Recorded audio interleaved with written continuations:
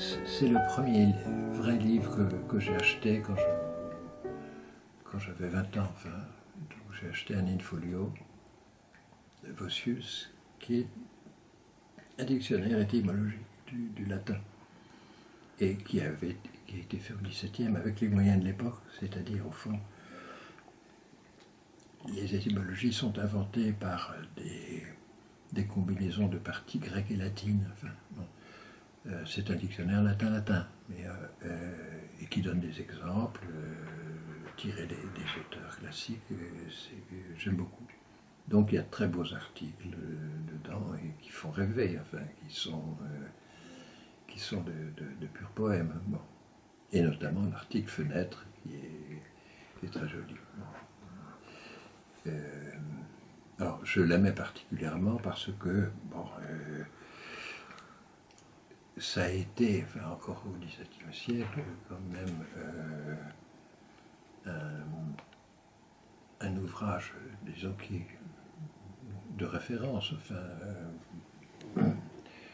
et dont les savants se sont servis, dont les philosophes se sont servis, etc. Bon, et il y a des étymologies qui tiennent en partie à une histoire de l'usage des mots, bon, et en partie à des combinaisons fantastiques, mais qui ont véritablement un sens, comme l'étymologie de Fenestra, bon, qui est faite, dit Vossius, de deux parties. Enfin, il tire ça d'Isidore de Séville, mais enfin, ça fait rien, il en rajoute. Au fond, qui est une partie qui vient de fausse, grec, qui veut dire la lumière, et du verbe latin de ministrare, administrer, organiser. Bon.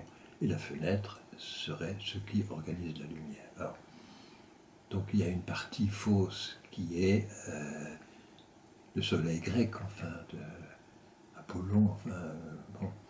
Et l'autre partie qui est, enfin, disons, comptable, enfin, et qui appartiendrait plutôt, disons, un type de raisonnement latin et à quelque chose qui s'apparente à la loi. Bon, voilà.